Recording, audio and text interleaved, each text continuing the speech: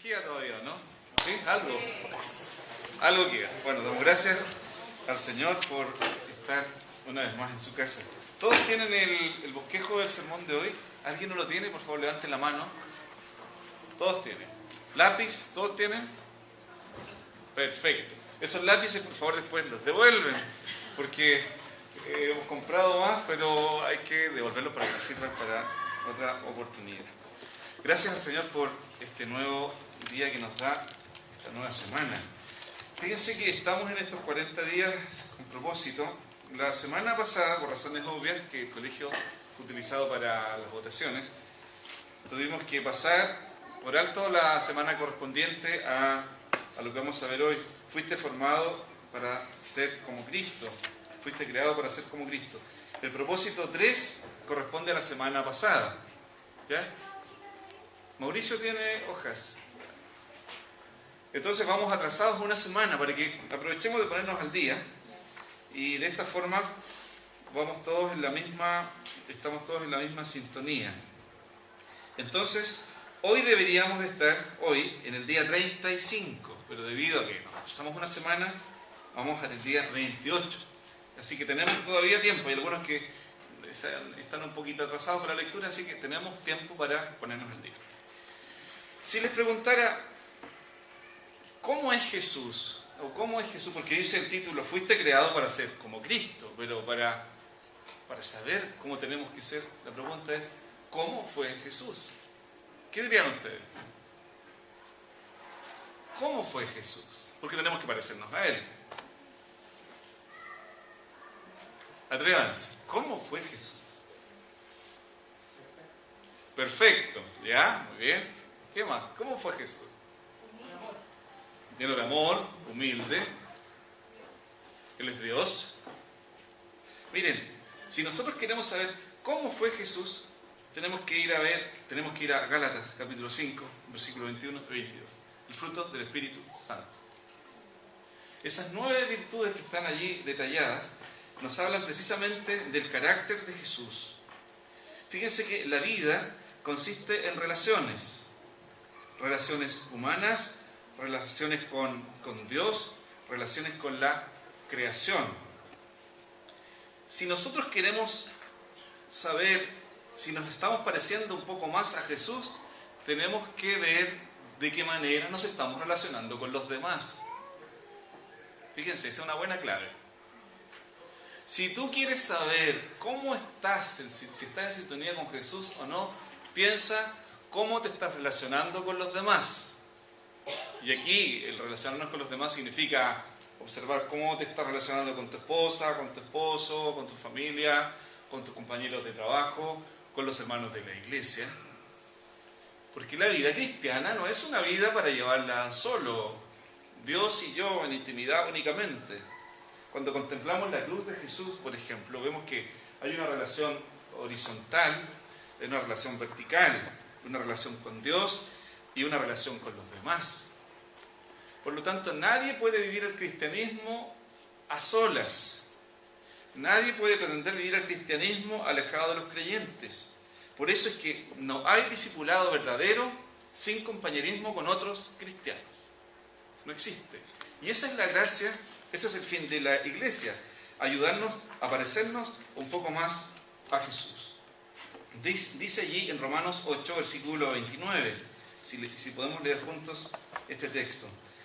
Desde el mismo principio, Dios decidió que los que se acercaran a Él, y Él sabía quiénes habrían de acercar, fueran como su Hijo, para que Él fuera el mayor entre muchos hermanos.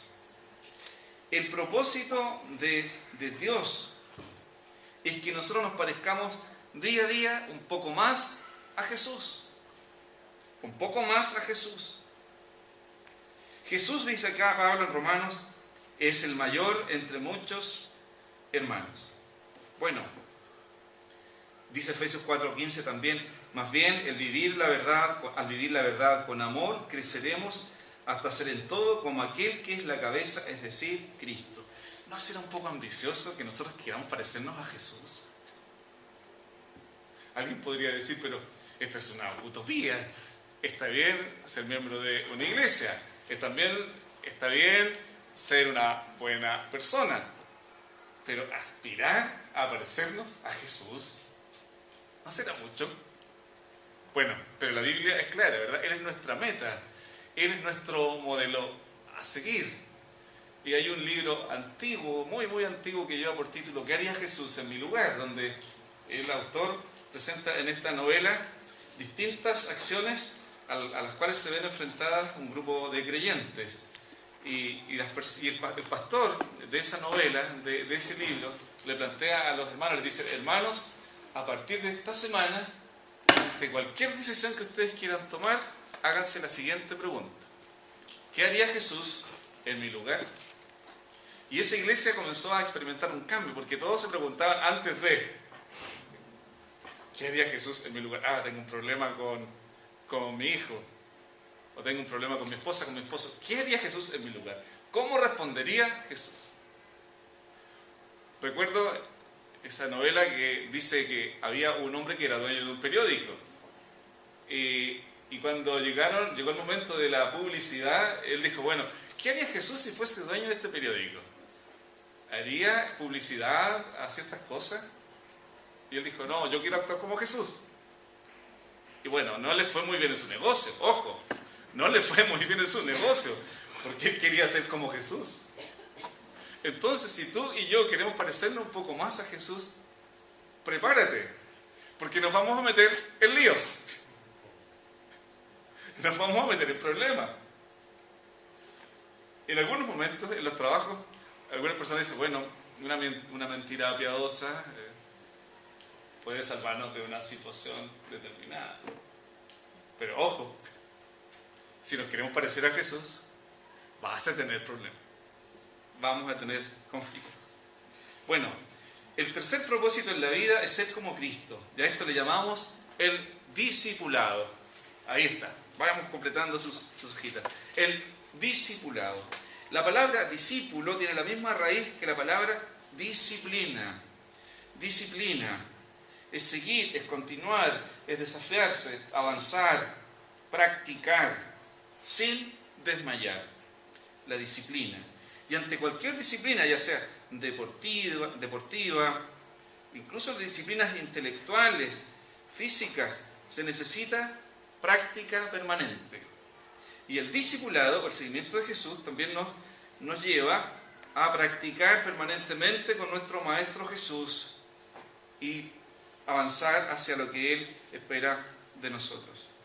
Dice Romanos 8: ahora bien, sabemos que Dios dispone todas las cosas para el bien de quienes lo aman, los que han sido llamados de acuerdo con su propósito.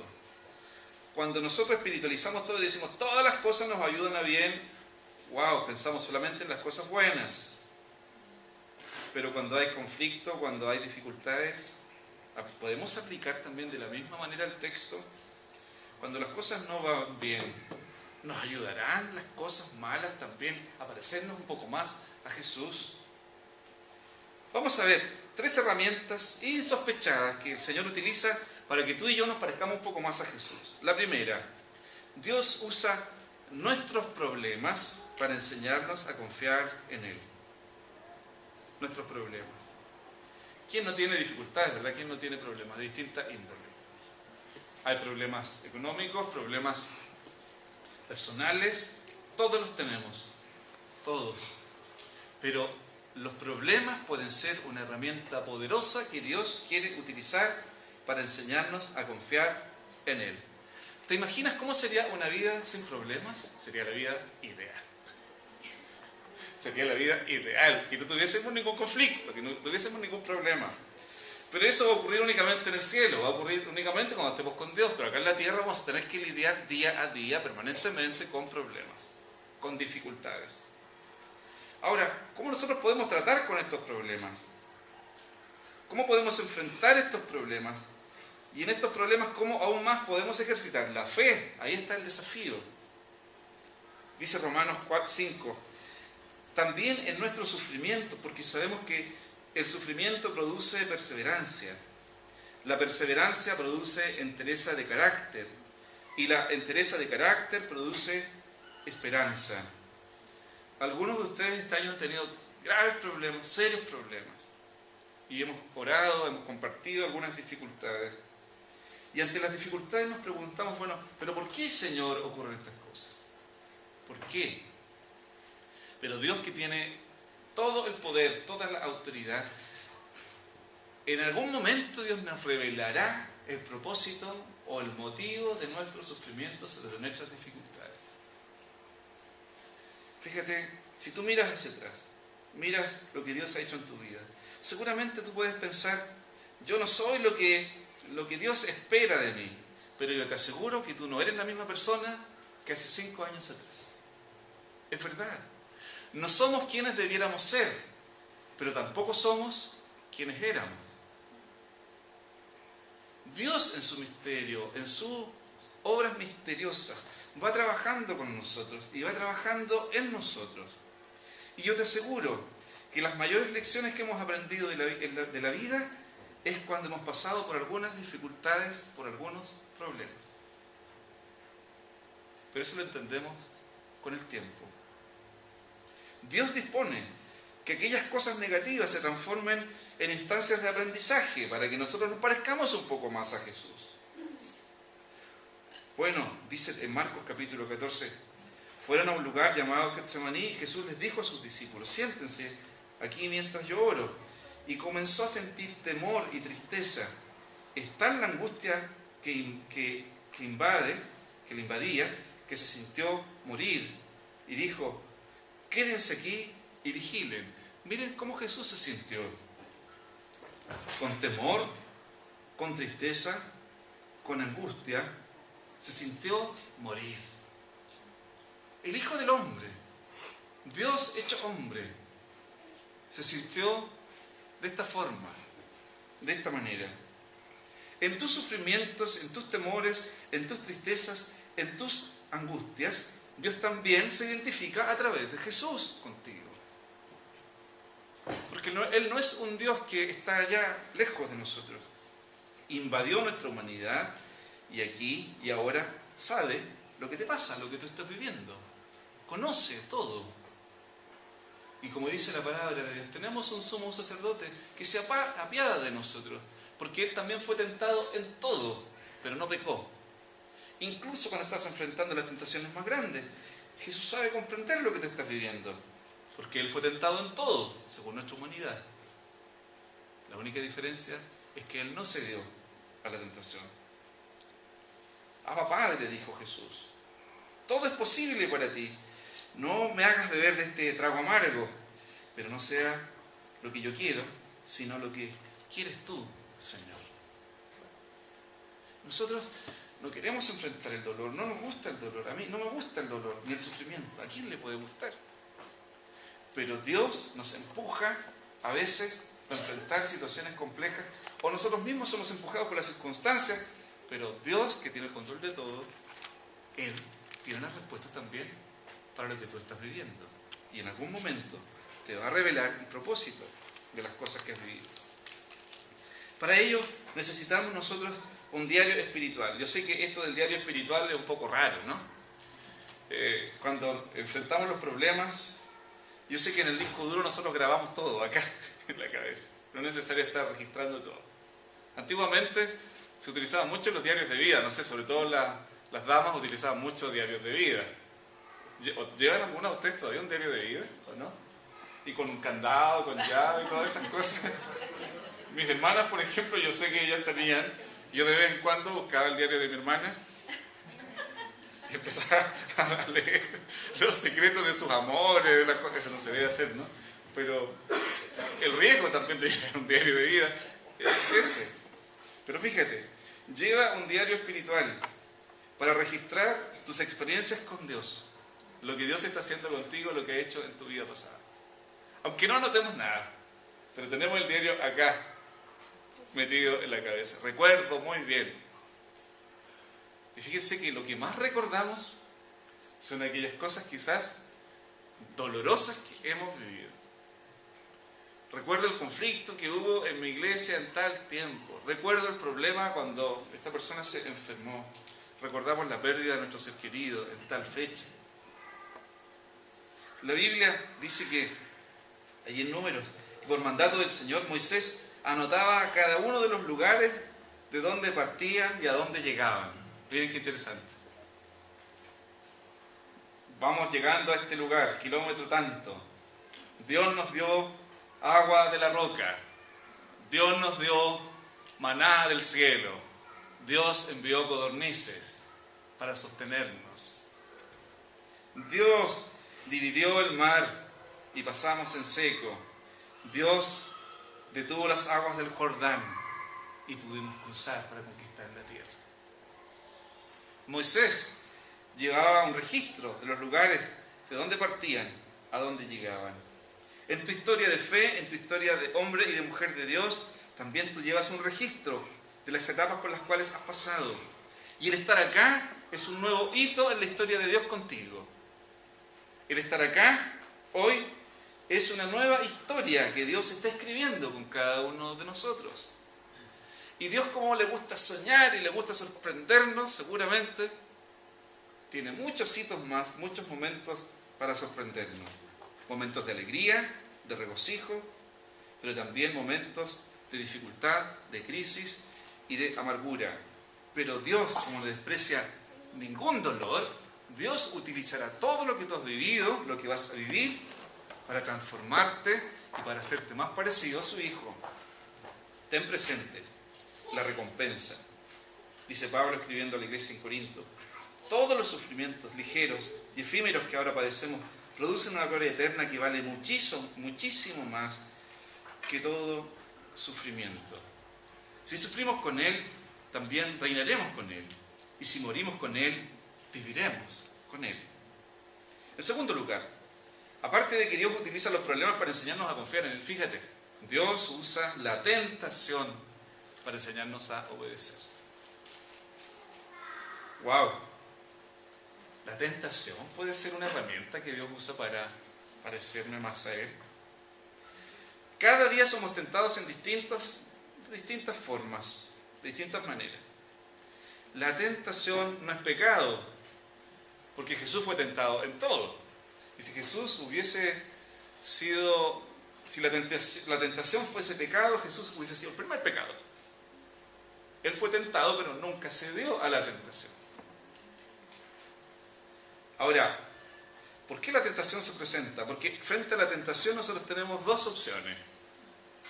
Dos opciones: ceder a esta tentación o bien obedecer a Dios.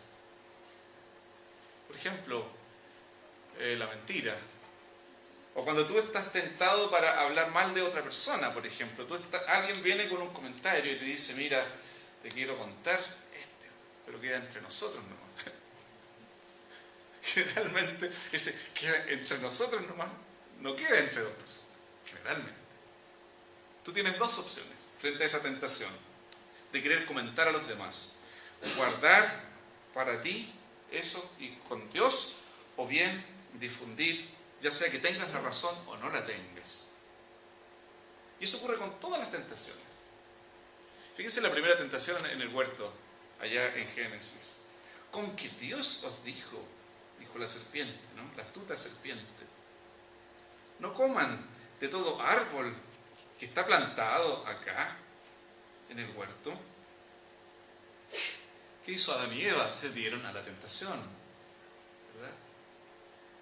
Día a día nosotros somos tentados, día a día. Pero Dios va a utilizar incluso la tentación que tú más, la tentación que menos quieres, Dios la puede usar para que tú salgas victorioso y obedezcas a Dios y no cedas a la tentación. Jesús fue tentado, dice la Escritura, antes de comenzar su ministerio. En Mateo capítulo 4, el Espíritu lo llevó a Jesús al desierto para que el diablo lo sometiera a tentación. Estuvo 40 días y 40 noches Jesús allí, en esa vida con propósito, en el desierto. Y el diablo lo tentó una y otra vez. Y aún más dice la Escritura que el diablo lo dejó, después de aquellos días, lo dejó por un tiempo. Y seguro, hubo muchas más tentaciones que Jesús vivió que no están registradas en el Nuevo Testamento. Seguro que sí.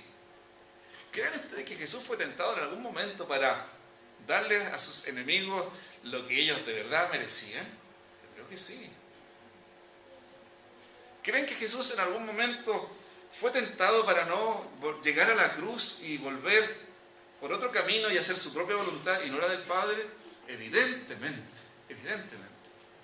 Porque el demonio lo que quería precisamente con estas tentaciones en el desierto era que Jesús utilizara su propio poder y no fuera a la cruz, sino que demostrara con mucha fuerza quién era Él. Él podría haber cedido a la tentación. Por ejemplo, una de las tentaciones del demonio fue: lánzate de acá arriba del templo, no te va a ocurrir nada, va a ocurrir algo espectacular y todo el mundo va a creer en ti. ¿Se imaginan? Jesús podría haberlo hecho y habría sido un espectáculo gigantesco allí en Jerusalén. Vengan a observar a un hombre que se va a tirar desde la punta del templo. Vean, observen el espectáculo. Toda la ciudad estaría ahí esperando que Jesús se lanzara y seguramente nada le podría haber ocurrido. ¿Qué creen ustedes que hubiese sucedido? La gente lo hubiese coronado y lo hubiese reconocido automáticamente como Rey, como Señor, como Mesías, como Todopoderoso.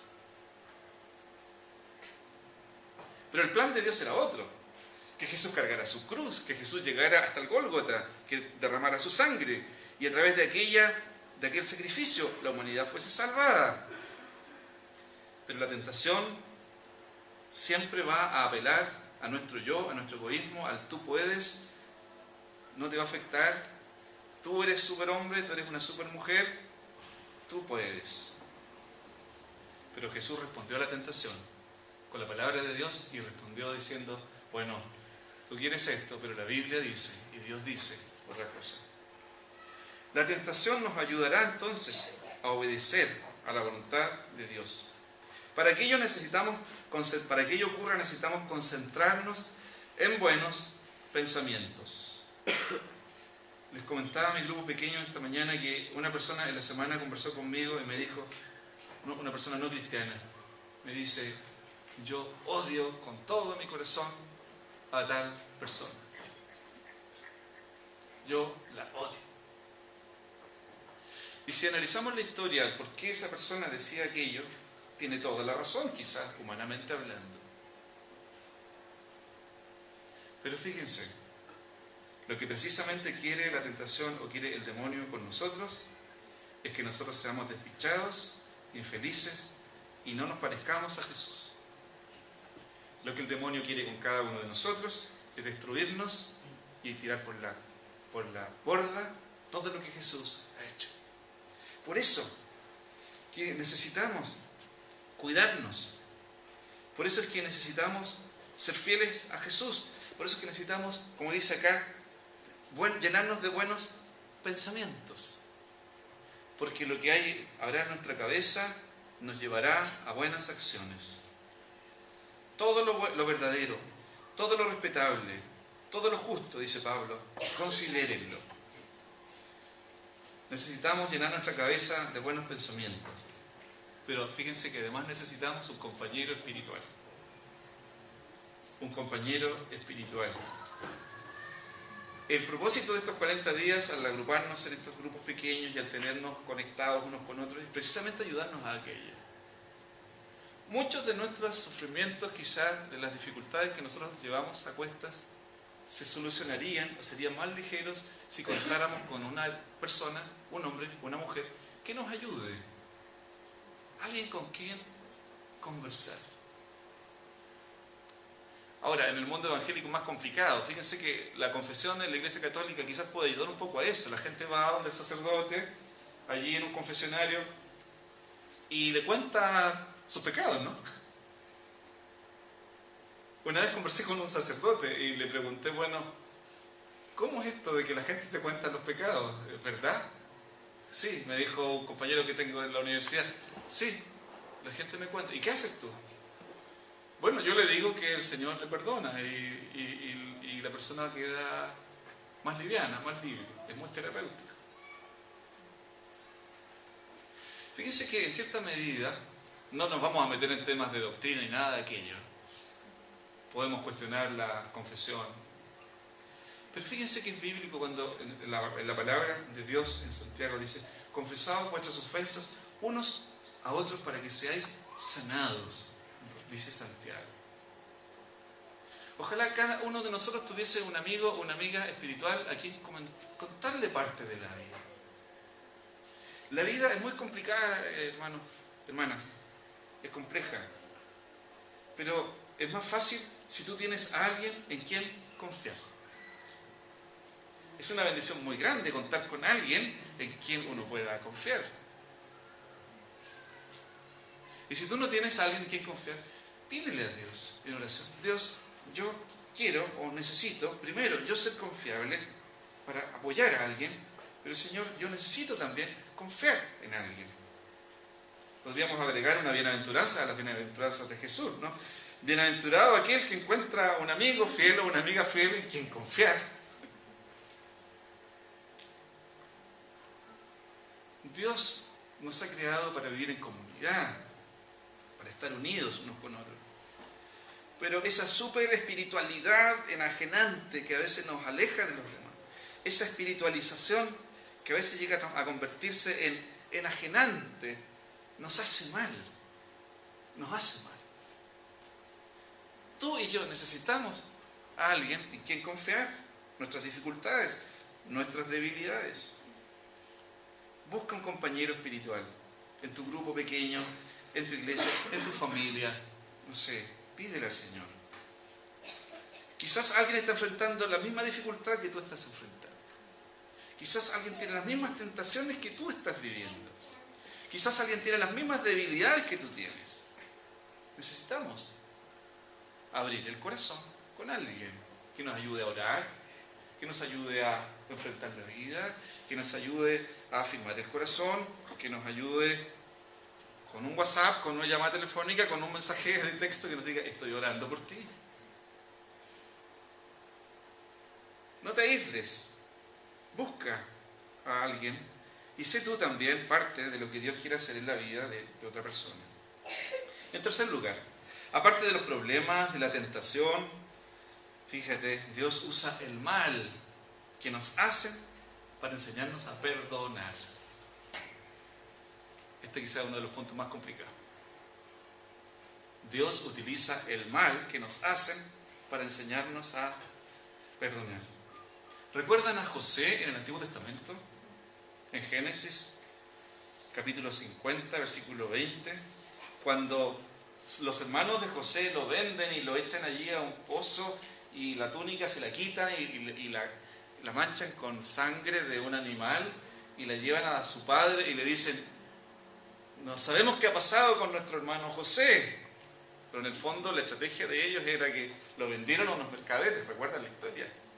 Y a este muchacho José se lo llevan a Egipto y se lo llevan y este muchacho, después de pasar tantas cosas feas, se convierte en el brazo derecho del líder máximo de Egipto, del faraón.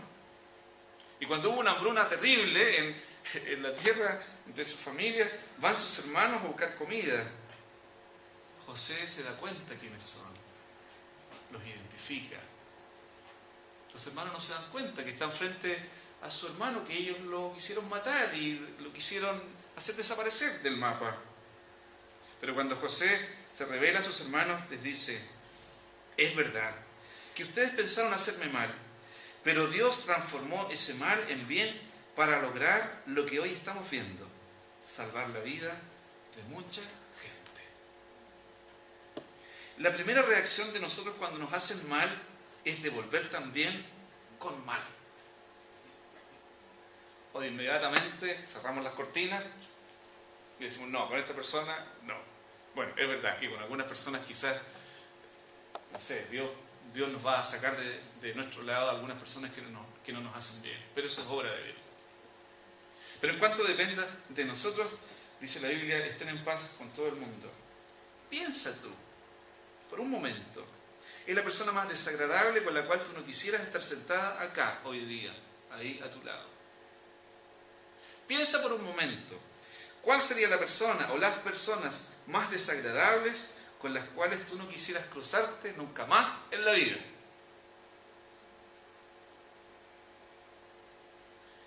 No sé si a ustedes les ha pasado, pero en los trabajos, en los distintos lugares donde nosotros nos movemos, a veces tenemos que estar en lugares muy incómodos. ¿No les ha tocado en algún momento a ustedes en una cena estar con personas desagradables y tienen que estar allí por su trabajo, sentados en la misma mesa con esa persona? ¿No les ha tocado en algún momento seguir trabajando con la persona que ustedes dicen, si de mí dependiera esta persona yo la sacaría de acá? Pero es tu compañero de trabajo, es tu compañera de labores. ¿Y qué hay de aquella persona que habló mal de ti? O sea, aquella persona que deseó mal, deseó malas cosas para ti. Dios va a utilizar el mal que te hacen para enseñarte a perdonar. Porque ¿qué es el perdón, a fin de cuentas? ¿Cuándo tú sabes que puedes perdonar a otro? Cuando pasas por alto las ofensas de esas personas. Eso es el perdón. Yo no puedo decir, yo soy una persona muy perdonadora, muy reconciliadora, muy conciliadora, si no he pasado por momentos de dificultad donde esa persona a lo mejor merecía el mal también, mi mal. Entonces el perdón surge del mal que nos hacen. Los que pasaban meneaban la cabeza y blasfemaban contra Jesús. De la misma manera se burlaban de él los ancianos, así también lo insultaban los bandidos que estaban crucificados con él. Jesús allí clavado en la cruz. Y la gente aún así blasfemaba y hablaba en su contra. Pero Jesús respondió: Padre, perdónalos, porque no saben lo que hacen. Recuerda dos cosas. Dios te ha perdonado. Dios te ha perdonado todos tus pecados. Ha perdonado todos mis pecados y sigue perdonándome. ¿Quién soy yo para no perdonar? Por eso dice Pablo, escribiendo a la iglesia en Éfeso: perdónense mutuamente, así como Dios los perdonó a ustedes en Cristo. Tenemos el modelo de Jesús, el modelo más excelente de perdón. ¿Quién soy yo para no perdonar? ¿Quién soy yo para emitir un juicio? Así como Dios los perdonó a ustedes en Cristo, perdónense mutuamente. Recuerda, el control no lo tienes tú, no lo tengo yo. Yo no tengo el control de la vida de las personas, ni siquiera tengo el control de mi propia vida. Dios tiene el control. Volvamos a José. Dios dispuso estas cosas, dice, ha transformado este mal para el bien, para lograr lo que hoy estamos viendo, salvar la vida de mucha gente. Dios tiene el control. Cuando tú seas tentado a responder al mal con el mal, recuerda, Dios tiene el control. Y la vida nos va a sorprender muchas veces, que te vas a reencontrar quizás con aquellas personas que han deseado el mal para ti, pero en tu corazón Dios va a orar un milagro de perdón, de misericordia hacia otros. Nosotros, dice Pablo, pasamos exactamente por lo mismo que atraviesa Cristo. Si pasamos por tiempos difíciles con Él, entonces seguramente pasaremos por los tiempos buenos con Él. Con Cristo pasamos por tiempos difíciles, entonces seguramente pasaremos los tiempos buenos con Él. La actitud de ustedes, dice Pablo, debe ser como la de Cristo Jesús. Hermanos, les animo para que en esta semana pensemos en lo que les he compartido, en lo que yo también he compartido para mí mismo, porque la verdad de las cosas es que esto es un desafío. Dios usa los problemas para enseñarnos a confiar en Él. Dios va a utilizar la tentación para guiarnos a obedecer. Y Dios usará el mal que nos hacen para enseñarnos a perdonar. Parecernos a Jesús nos cuesta toda la vida. Nos va a costar toda la vida. No desmayes en este deseo, en este empeño. No hagamos nuestra propia voluntad, sino lo que Dios quiere en nosotros. Mira, si tú estás esperando que Dios haga justicia sobre tu vida en alguna situación, espera en Él. Espera en el tiempo de Dios. Pero no hagas la justicia con tus propias manos o con tus propios recursos. Dios lo hará. Y lo más importante es que tú verás que Dios va a hacer una obra poderosa en tu vida y en mi vida. Y en este discipulado con Él, seguramente vamos día a día a ser transformados por su poder y llegaremos a la meta que es Cristo el Señor. Él es nuestro modelo. Queremos ser como Jesús, que Él nos ayude a confiar en Él y a depender de Él. Oramos. Señor, gracias porque tú en tu bondad, en tu misericordia, pasaste por alto nuestros pecados, pasaste por alto nuestras iniquidades, pasaste por alto, Señor, nuestra lejanía de ti, y nos diste vida juntamente con Cristo, nos resucitaste juntamente con Él. Como dice la Biblia, nos sentaste en lugares celestiales. Gracias, Padre, por la bendición que nos das. Gracias por el desafío que nos pones en esta hora para dar un paso más a fin de que Jesús se refleje en nuestro carácter y en nuestra vida. Perdónanos, Señor, cuando a veces en nuestro carácter, en las decisiones que tomamos, no reflejamos a Jesús. Ayúdanos para que día a día el Espíritu Santo trabaje en nosotros y haga una obra milagrosa, de tal modo que cada día que pasa la persona de Cristo reine más en nosotros y nosotros vemos su reino en nuestro corazón. A ti, Padre, la gloria y la honra por siempre. Amén. Que el Señor nos bendiga. Hermanos, les desafío entonces en esta semana a continuar con la lectura de nuestro libro. Propósito número 4. Vamos a ir ahora a la página 223. Fuiste formado para servir a Dios. Ese es el propósito de esta semana. Y mientras lee el libro, piense, bueno, ¿cuál es mi lugar en la iglesia? Hay dos cosas que les adelanto un poco de esta semana. El autor plantea que nosotros debiéramos tener una doble misión. Dice, cada creyente debe tener una misión en el mundo y un ministerio en su iglesia local. Piensa un poquitito en esta semana estas dos cosas. Cada creyente debe tener una misión en el mundo, que es evangelizar, proclamar a Cristo, y un ministerio en la iglesia local. Piensa en esta segunda parte, ¿qué puedo hacer yo por esta iglesia? ¿Ya? El ministerio y la misión. Así que no se pierda los 7 capítulos que vienen esta semana.